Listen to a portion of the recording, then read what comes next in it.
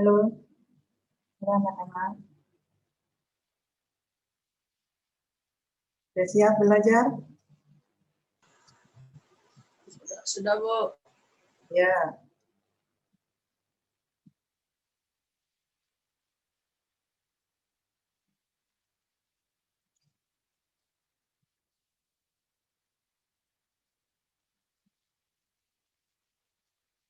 Baik. Bismillahirrahmanirrahim. Assalamualaikum warahmatullahi wabarakatuh. Waalaikumsalam warahmatullahi Wabarakatuh. Tolong anak-anak yang videonya belum diaktifkan. Kalau videonya nggak aktif, nanti dianggap tidak hadir ya. Dan arahkan ke wajah muka kalian, biar ibu kenal ya. Baik, semuanya sudah rapi. Ini siapa nih? Gendis? Itu gendis ya? Pakai seragam batik nggak, Neng? Rani enggak, Bu. Kenapa? Belum punya. Rani udah punya tapi belum pakai, Bu. Oh iya, iya. Eh, semuanya sudah mandi? Sudah, Sudah Bu. sarapan? Rani belum, Bu. Bu. Rani videonya mana, Rani? Syahwa, Saskia, Excel, Rani Yen. belum pakai seragam, Bu. Belum mandi. Nggak boleh ngomongin orang ya. Tolong videonya yang belum Saya aktif. abangnya Rani, Bu. Baik anak-anakku, sebelum mulai pembelajaran hari ini, mari kita berdoa menurut agama dan kepercayaannya masing-masingnya. Doa dimulai.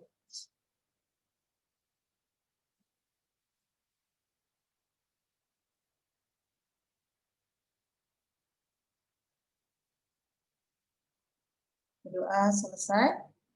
Baik anak-anakku, nanti untuk sebagai referensi pembelajaran hari ini adalah kalian bisa melihat materi di buku LKS maupun buku paket ya. Tapi sebelumnya kamu perhatikan dulu apa yang akan dijelaskan oleh ibu. Untuk tugas nanti selain ada di akhir pembelajaran atau materi hari ini, nanti juga ibu akan share melalui classroom. Ya. Baik, pada pertemuan sebelumnya yang melalui PJJ di rumah ya, kalian belajar mengenai pemuaian. Apa yang menyebabkan benda memuai? Mengapa benda memuai? Apa yang diberikan terhadap benda agar memuai? Coba yang menjawab boleh mengaktifkan audionya ya. Apa yang menyebabkan benda berubah ukurannya? Bertambah besar, bertambah lebar, bertambah panjang, ya, atau bahkan bisa mengalami penyusutan. Apa yang pengaruhnya? Ini udah belajar belum kemarin? Tekanan udara, Bu. Tekanan, ya. Tekanan berpengaruh terhadap suhu, ya. Jadi yang menyebabkan pemuaian adalah suhu. Ya, ingat, suhu itu menunjukkan derajat panas dinginnya suatu benda. Nah, untuk pembelajaran hari ini masih berkaitan dengan suhu. Ya.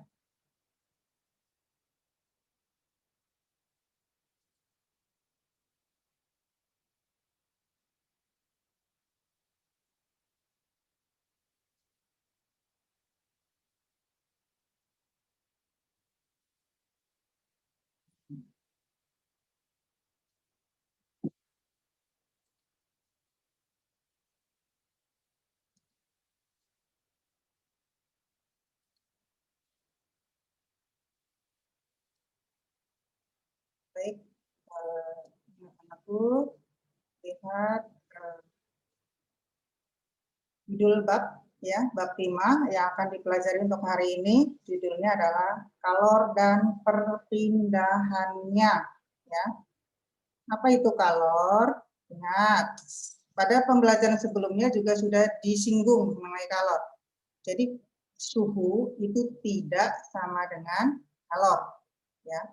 Kalau suhu itu menunjukkan panas dinginnya benda, sedangkan kalau kalor itu penunjukan jumlah energi.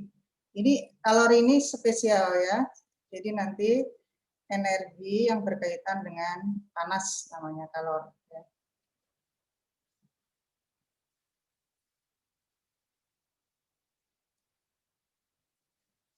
Kompetensi dasar untuk pembelajaran hari ini.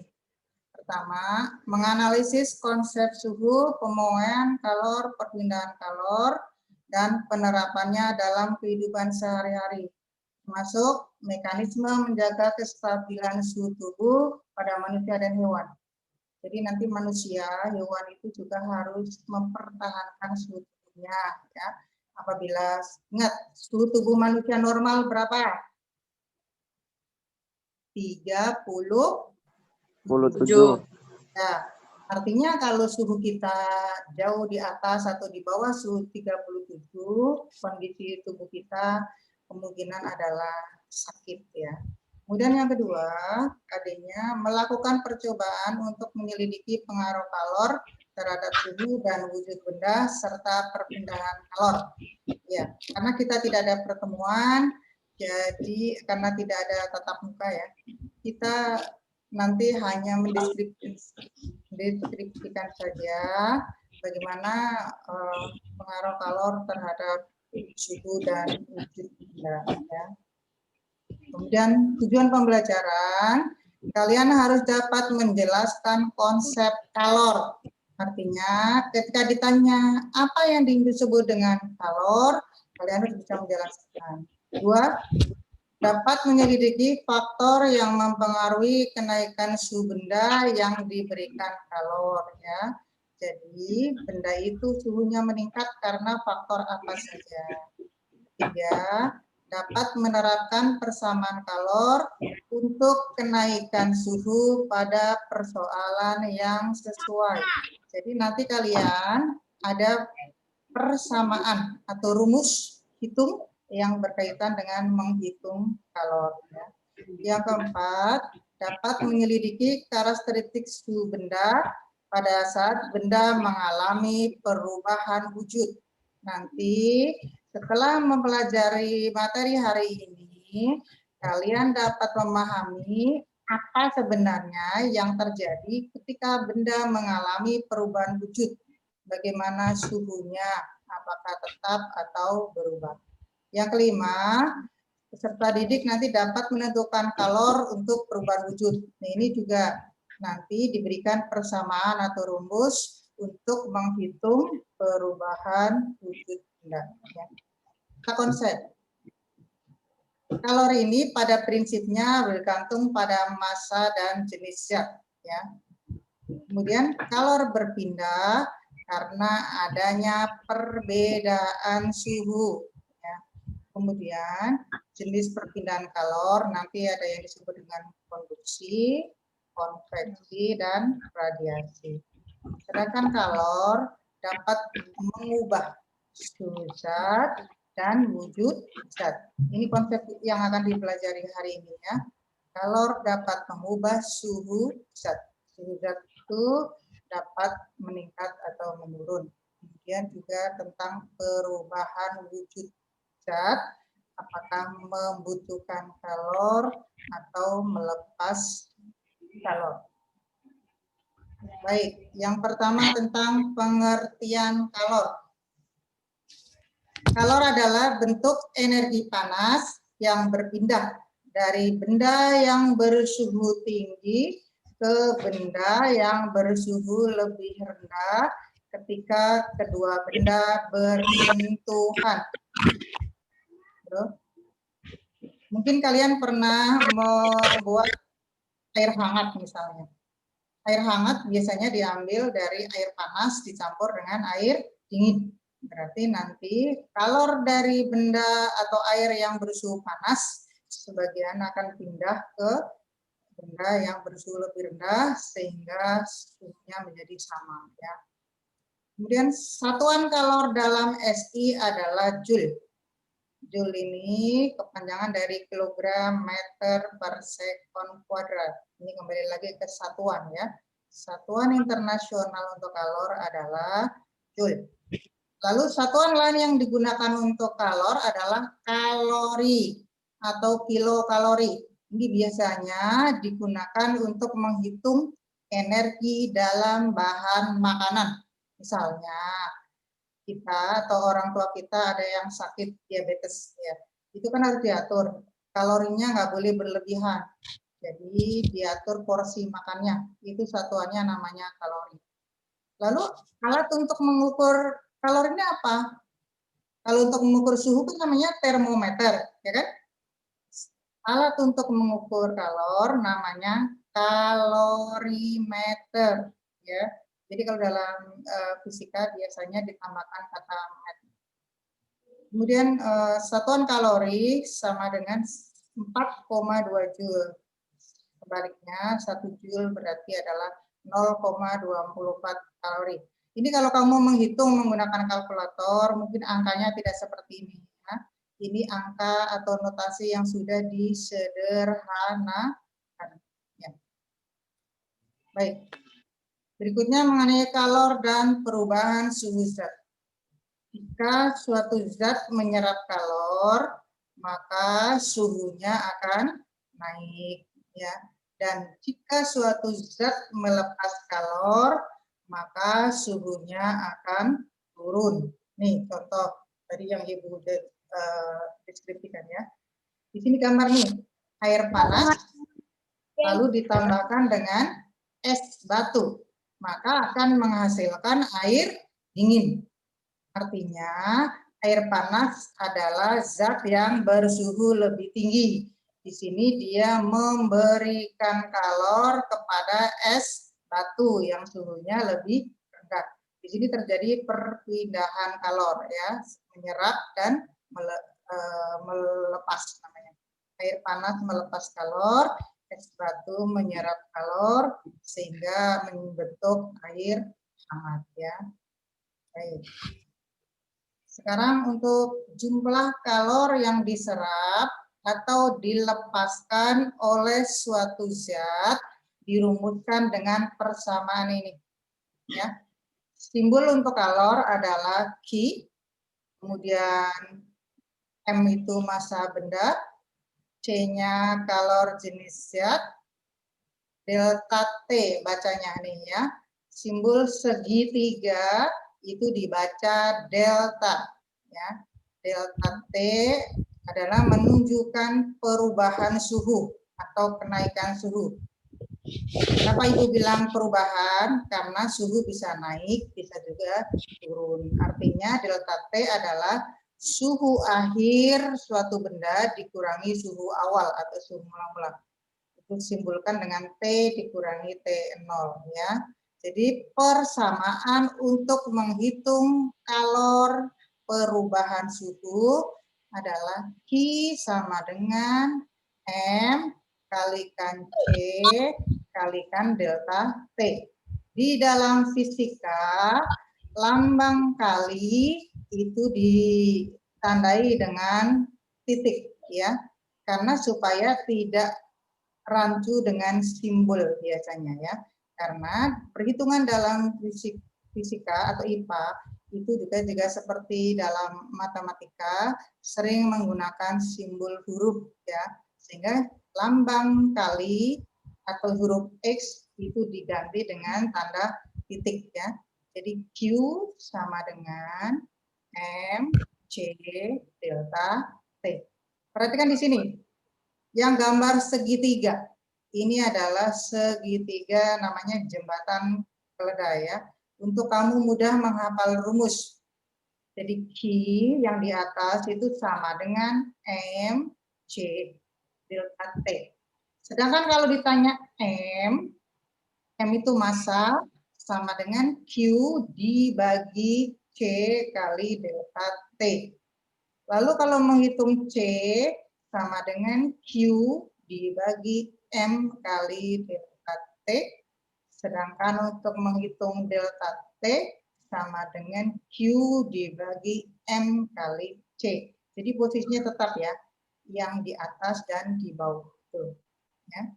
Baik, semoga paham ya. Berikutnya, lihat contoh soal.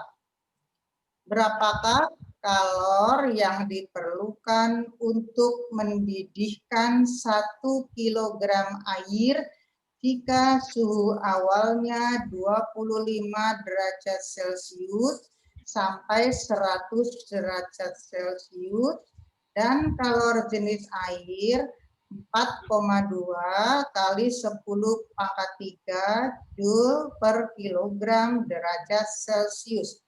Nah, setiap bertemu dengan soal, kalian harus mendefinisikan atau mengartikan setiap pengertian dari angka dan yang ditanya. Sekarang lihat di sini.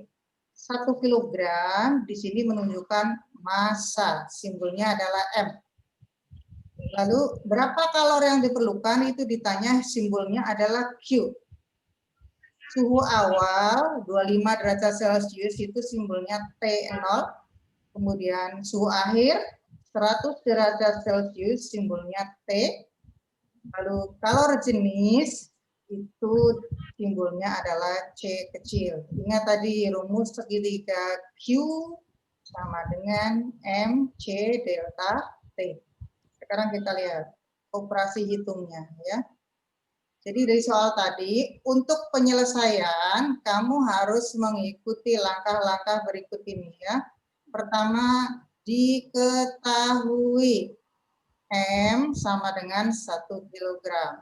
C sama dengan 4,2 kali 10 pangkat 3 Joule per kilogram derajat Celcius. T0 sama dengan 25 derajat Celcius. T-nya sama dengan 100 derajat Celcius. Delta T sama dengan T dikurangi T0. Sama dengan 100 derajat Celcius dikurangi 25 derajat Celcius sama dengan 75 derajat Celcius. Itu yang diketahui. Kemudian ditanya. Yang ditanya adalah kalor ya. Jadi Q sama dengan titik-titik. Jawab selalu didahului dengan menulis rumusnya atau persamaannya ya. Untuk menghitung kalor perubahan suhu, Q sama dengan M kali C kali delta T. Sekarang tinggal masukkan angka, jangan lupa satuannya harus tetap ditulis ya. Jadi sama dengan 1 kg kali 4,2 kali 10 pangkat 3 Joule per kilogram derajat Celcius kali 75 derajat Celcius. Sama dengan 315 kali 10 pangkat 3 Joule. 10 pangkat 3 itu artinya 1000. Berarti 315.000 ya. Itu sama dengan 315 kilojoule. Jadi jumlah kalor yang diperlukan pada peristiwa tersebut adalah 315 kilojoule. Ini nanti kamu kalau menghitung, seandainya angkanya besar, dari joule diubah ke kilojoule. Ingat ya, kilo itu kelipatan 1000 ya. Jadi hasil angka dibagi 1000. Baik, berikutnya apa sih yang disebut dengan kalor jenis? Kalor jenis adalah banyaknya kalor yang diperlukan untuk menaikkan suhu 1 kg zat sebesar 1 derajat Celcius atau 1 Kelvin ya. Ingat ya, satuan suhu internasional adalah Kelvin, artinya kita boleh menggunakan derajat Celcius atau derajat Kelvin. Nah, persamaan kalor jenis tadi dari segitiga itu kan C sama dengan Q dibagi M kali delta T. Berikutnya, kapasitas kalor. Ya. Kapasitas kalor adalah kemampuan suatu zat menyerap kalor untuk menaikkan suhunya menjadi 1 derajat Celcius lebih tinggi.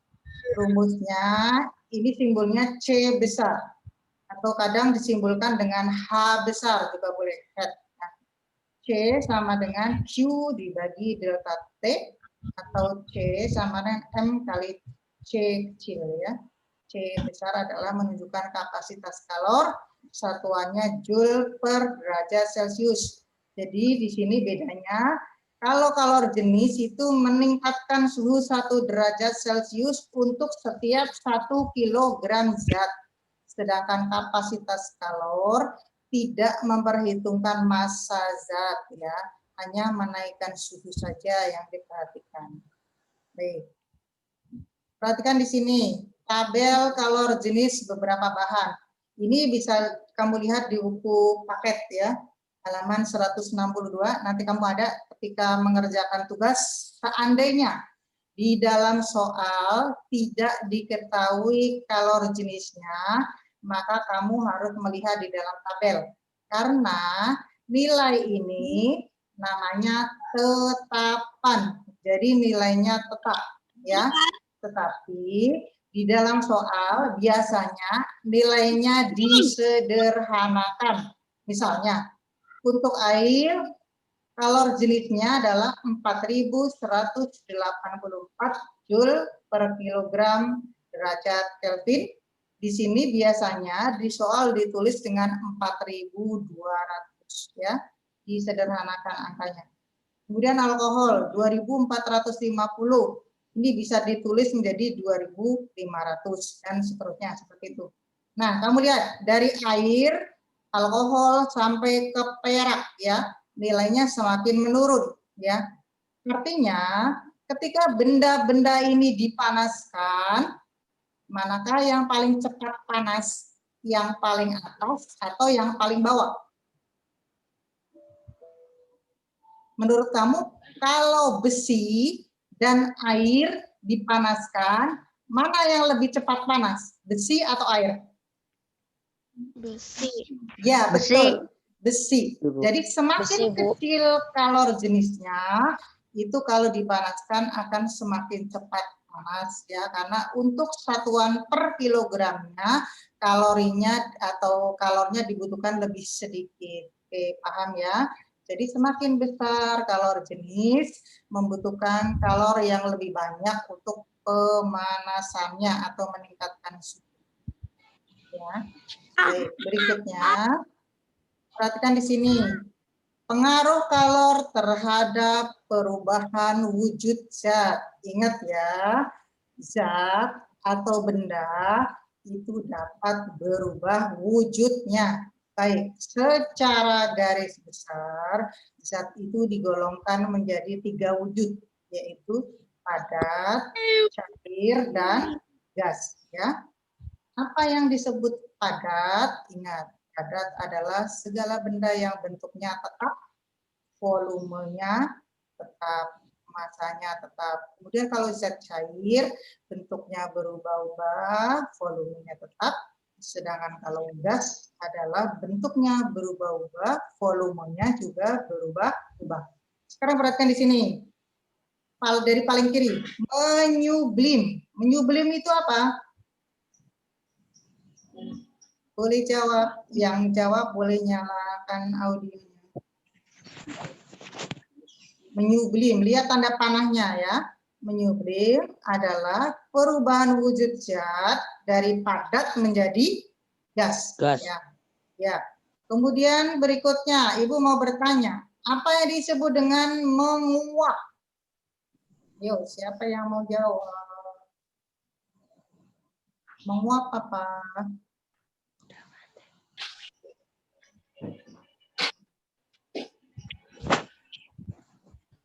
Menguap adalah perubahan wujud dari cair menjadi gas. Ya, betul sekali ya. Perubahan wujud dari cair menjadi gas. Lalu ini istilah ini saling berkebalikan kalau kamu perhatikan ya anak panahnya. Misalnya menyublim dengan mengkristal, menguap dengan mengembun, mencair dengan membeku. Ini artinya peristiwanya nanti dianggap sama ya dalam penghitungan rumusnya. Tidak? Untuk pengaruh kalor terhadap perubahan wujud zat, ya. Jadi ingat, perubahan wujud zat itu ada banyak ya. Nanti ada yang membutuhkan kalor, ada yang melepas kalor. Kalau suhunya meningkat, itu berarti membutuhkan kalor. Kalau suhunya menurun, itu berarti melepaskan kalor. Ya. Lihatkan di sini. Contoh peristiwa yang melepas kalor.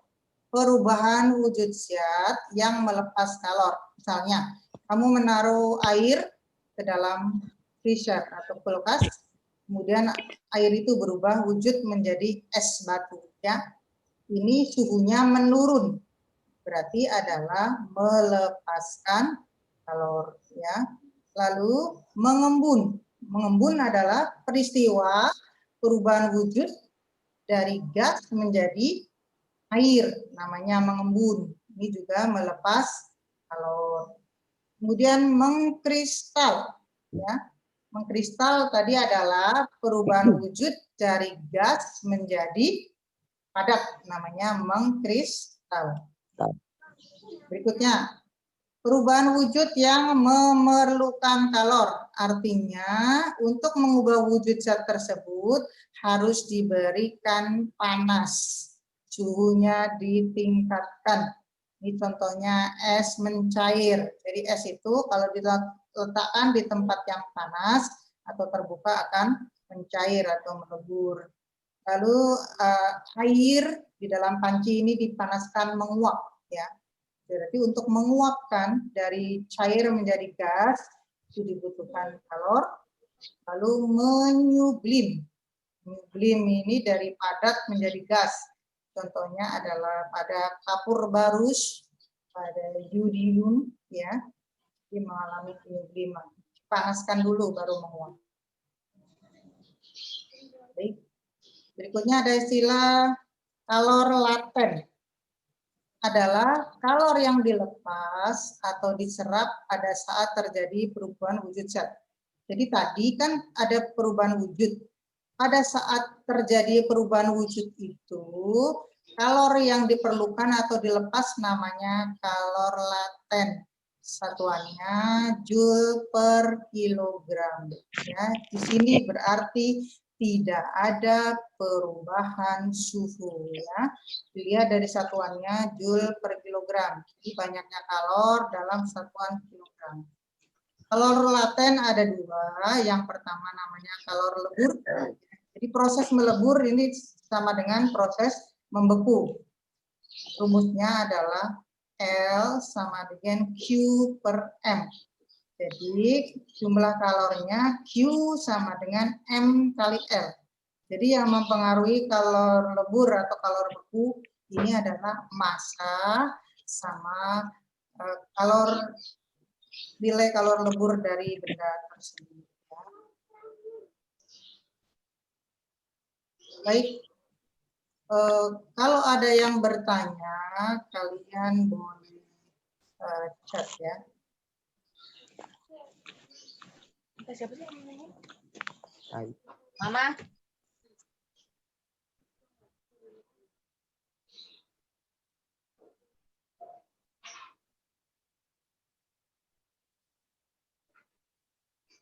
Kalau ada yang bertanya, boleh bersuara. Baik, berikutnya perhatikan grafik nih ya kan. Grafik perubahan wujud air. Nanti berkaitan dengan kamu menggunakan rumus yang mana ya. Perhatikan di sini. Perubahan pada A ke B grafiknya itu meningkat ya. Artinya di sini suhunya B itu 0. Artinya A adalah di bawah 0 derajat. suhu air di bawah 0 derajat berarti dalam wujud padat atau disebut dengan es, ya. Jadi di sini AB berwujud es. Lalu BC artinya di sini pada saat 0 derajat Celcius grafiknya mendatar. Ini menunjukkan tidak ada perubahan suhu. Ini peristiwanya namanya melebur, yaitu proses dari padat akan berubah menjadi cair, namanya melebur. Kemudian titik lebur es ini berarti sama dengan titik beku air. Nilainya adalah 0 derajat Celcius. Ya. Di sini tentang perubahan wujud air, ya, dari padat menjadi cair atau kebalikannya, ya, dari cair menjadi padat. Perhatikan di sini pada grafik, kalau gambar garisnya naik itu menunjukkan ada perubahan suhu. Sedangkan garis yang mendatar itu dikatakan tidak ada perubahan suhu. Baik, yang kedua mengenai perubahan wujud, yaitu yang disebut dengan menguap dan mengembun. Di sini ada istilah kalor uap dan kalor embun. Simbolnya adalah U sama dengan Q dibagi M. Ya. Sehingga untuk menghitung kalor uap sama dengan massa kali kalor uap. Ya. Kalor uap adalah kalor yang diperlukan oleh satu satuan massa zat cair untuk menguap pada titik didihnya. Jadi pada saat air itu mendidih, itu tepat akan terjadi perubahan wujud dari cair menjadi gas. Itu yang disebut dengan menguap.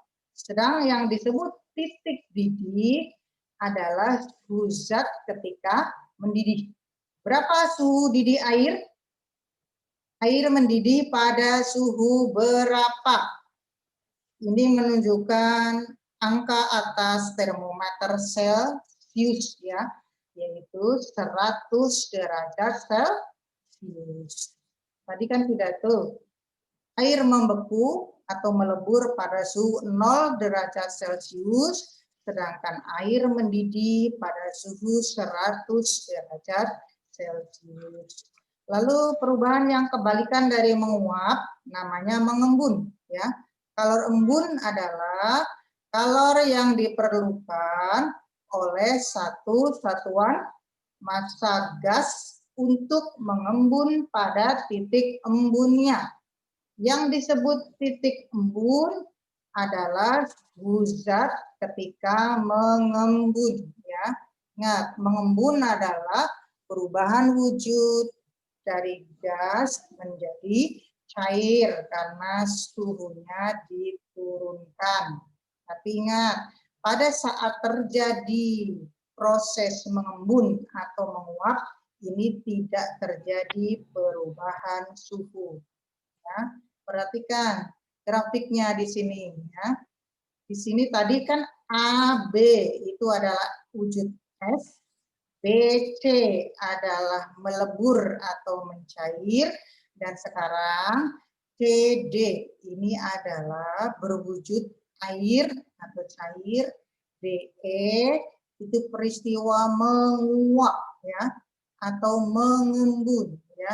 Di sini grafik CD berarti terjadi perubahan suhu. Untuk supaya air berubah menjadi uap, berarti harus dipanaskan. Sedangkan ketika terjadi perubahan wujud dari cair menjadi gas, itu grafiknya datar, berarti adalah suhunya tetap, ya. Di sini di bawah ada keterangan tuh. Titik uap air ini menunjukkan titik embun uap atau biasa disebut juga sebagai titik didih adalah 100 derajat Celcius. Baik, ini gabungan dari tadi, ya, perubahan wujud air dari padat menjadi cair, kemudian menjadi gas. Persamaan yang digunakan untuk menghitung kalor total ada menggunakan Q1 ditambah Q2 ditambah Q3 ditambah Q4 ditambah Q5. Jadi kalau disuruh menghitung total keseluruhan kalor dari perubahan wujud dari padat menjadi gas sampai pada suhu tertentu. Perhatikan di sini. Q1, di sini kan grafiknya naik ya. Maka digunakan rumus Q sama dengan MC delta T. Sedangkan pada Q2 ini grafiknya mendatar, digunakan Q sama dengan M kali L. L tadi menunjukkan kalor lebur. Lalu Q3 sama dengan MC delta T, ini ada perubahan suhu. Setiap ada perubahan suhu menggunakan rumus delta T.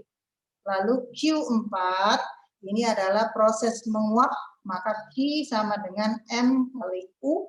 Sedangkan pada proses 5, ini kenaikan suhu ya, MC delta T. Ya. Baik. Proses penguapan itu dapat dipercepat dengan cara, nih misalnya, kamu ingin menjemur pakaian biar cepat kering, maka harus diletakkan di bawah sinar matahari. Berarti menjemur pakaian di bawah sinar matahari ini merupakan proses untuk mempercepat penguapan atau menaikkan suhu benda ya. Yang kedua, dengan memperluas permukaan zat cair, misalnya ayah kamu minta dibikinin kopi ya, buru-buru pengen berangkat kerja, masih panas, lalu kamu disuruh mengambil cawan ya, kopinya dituang di cawan atau piring kecil, itu namanya untuk memperluas permukaan. Nah, kemudian yang berikutnya, ketika menjemur pakaian, maka pakaiannya harus direntangkan, ya, jangan diperes langsung dijemur, itu namanya nanti lama keringnya. Ya, jadi ini adalah untuk mempercepat penguapan zat cair. Berikutnya adalah dengan cara mengalirkan udara di atas permukaan zat cair atau mengurangi tekanan udara pada permukaan zat cair. Nah, meniup minuman kopi panas ini sebetulnya adalah terjadi penguapan. Cuman karena nggak terlalu besar penguapannya, kita tidak bisa melihat perubahannya ya. Berikutnya, peristiwa mendidih. Zat cair dikatakan mendidih jika gelembung-gelembung uap terjadi di seluruh zat cair dan dapat meninggalkan zat cair.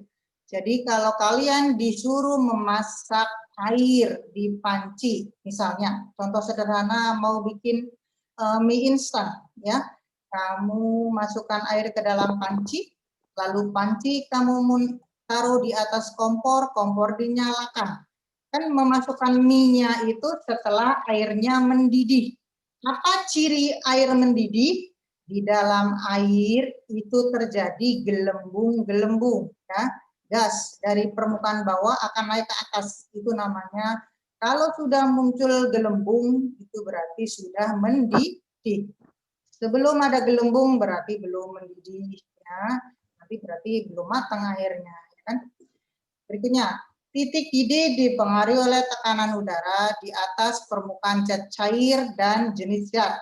Misalnya, kamu memasak air menggunakan panci, yang panci 1 ditutup, panci 2 dibuka, mana yang lebih cepat mendidih? Ini dipengaruhi oleh tekanan udara, ya. Jadi, panci yang ditutup nanti akan cepat mendidih, ya. Kemudian dipengaruhi oleh jenis zat.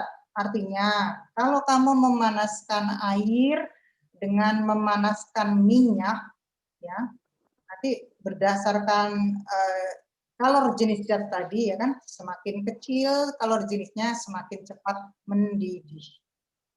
Minyak lebih cepat mendidih. Berikutnya ada istilah asas Black, ya.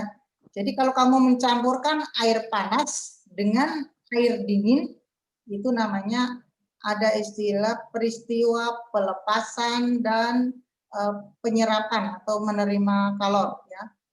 Bunyi azas black adalah kalor yang diterima oleh suatu zat sama dengan kalor yang dilepas oleh suatu zat.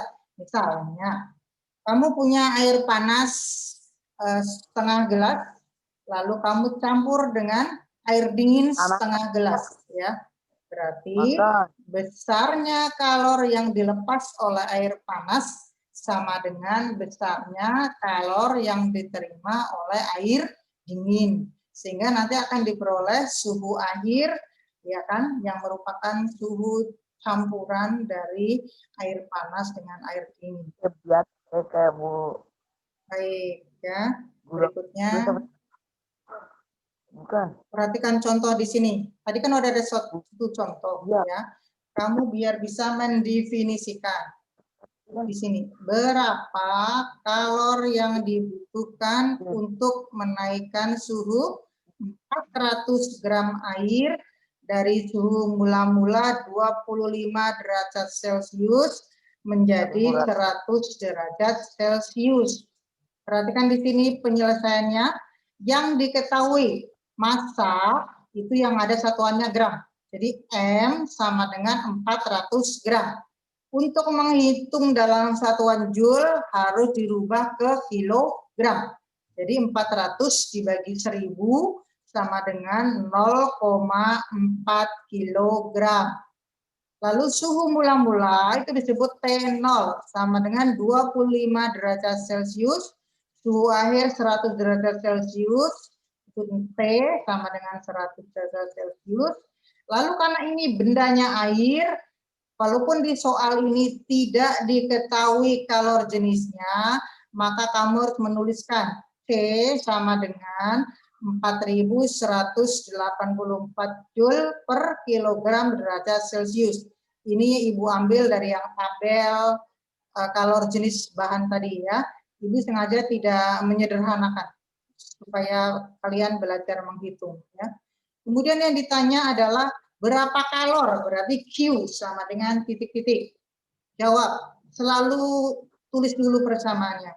Karena ini ada perubahan suhu, maka digunakan rumus Q sama dengan M kali C kali delta T ya. Sama dengan 0,4 kg kali delta T-nya 100 dikurangi 25 derajat Celcius dikalikan 4184 Joule per kilogram derajat Celcius ya kan? Sama dengan 0,4 kg kali 75 derajat Celcius kali 4184 Joule per kilogram derajat Celcius. Hasilnya sama dengan 125.520 Joule. Ini berarti sama dengan 125 kilo.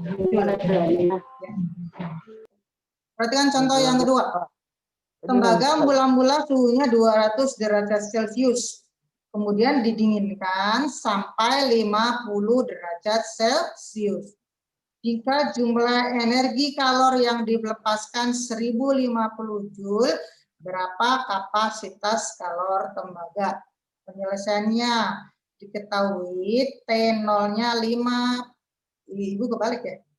Ini T0 adalah 250 derajat Celcius ya. 50. Kemudian T-nya adalah 200 derajat Celcius. Q-nya 1050 Joule.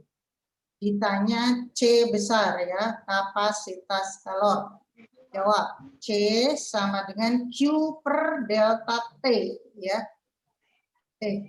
Udah benar tadi ya. Karena ini mula-mulanya ya, mula-mula 200. Itu jadi keder nih sama kalian. Ya betul ya.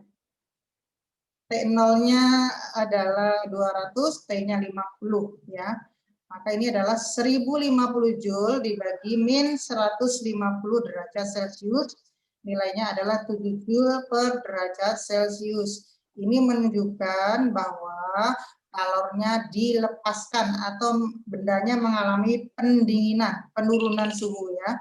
Nilainya negatif. Negatif tidak terlalu diperhatikan dalam perhitungan ini, hanya menunjukkan kalor dilepas atau diterima ya. Baik. Sampai di sini adakah yang ditanyakan?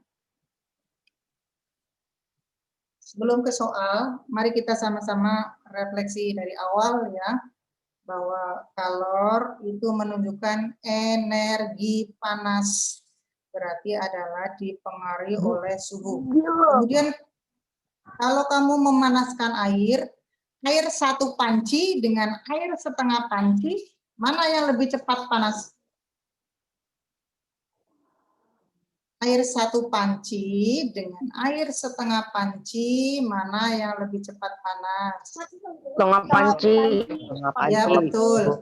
Itu Setengah panci. menunjukkan ya massa mempengaruhi kalor benda ya. Berarti semakin besar massanya atau volume benda, nanti akan semakin besar kalor yang dibutuhkan untuk menaikkan suhu. Di samping massa juga jenis zat ya, antara air, alkohol, besi, perak dan seterusnya. Tadi adalah kecepatan pemanasan berbeda, menunjukkan kalor yang diperlukan juga berbeda. Semakin besar kalor, itu berarti adalah kalor jenisnya juga semakin besar. Baik, ini secara kesimpulan, faktor yang mempengaruhi kalor perubahan suhu adalah massa benda, jenis benda, dan tingginya kenaikan suhu. Sedangkan untuk kalor perubahan wujud yang berpengaruh adalah massa benda dan jenis dari benda tersebut. Sekarang perhatian di sini, soal. Ini Ibu udah share juga di classroom, jadi nanti kamu bisa lihat sekalian absen ya, absensi di classroom. Yang Ibu tulis di sini hanya soal saja, tidak ada petunjuk. Soalnya nanti kamu tulis di buku tulis, dikerjakan, difoto, kemudian kirim ke classroom. Atau kamu yang tidak bisa mengirim classroom bisa ke WA Ibu ya. Nomor 1, 2 gampang nih, tinggal nanti baca lagi di buku ya. Kalau yang nomor 3, ini pertanyakan berapa kalor? Berarti yang ditanyakan adalah Q. Suhu benda 5 kg. Berarti massanya 5 kg. Kemudian suhu awalnya 15 derajat Celcius, ini berarti T0. Suhu akhirnya 40 derajat Celcius, ini berarti T. Kalau jenis air C itu adalah 4.200 Joule per kilogram derajat Celcius. Itu yang diketahui ya. Yang ditanya Q, tinggal dihitung, tulis dulu rumusnya. Kemudian nomor 4, air 0,2 kg, suhunya 25 derajat Celcius. Dipanaskan dengan kalor sebesar 42.000 Joule.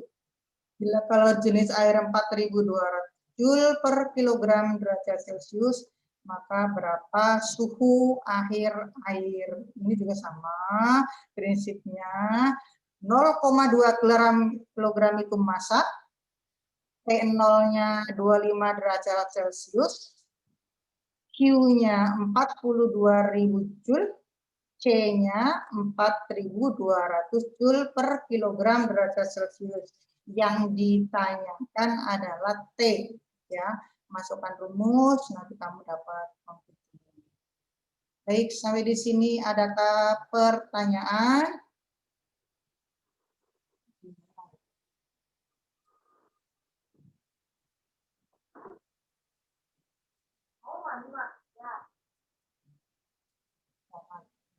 Masih ada. Baik anak-anakku,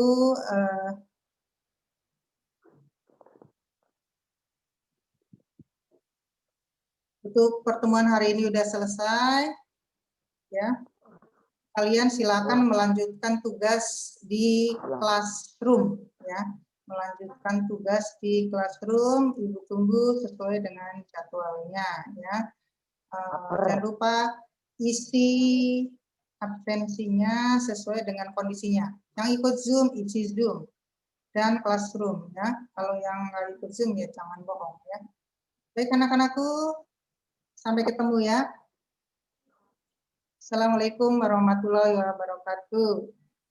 Waalaikumsalam warahmatullahi wabarakatuh.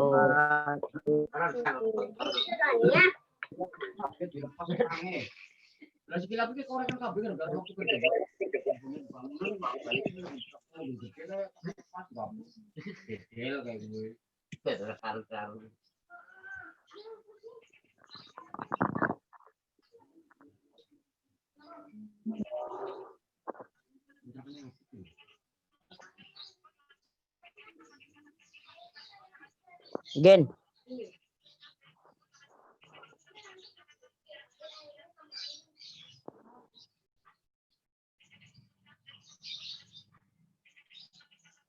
Nggak jadi.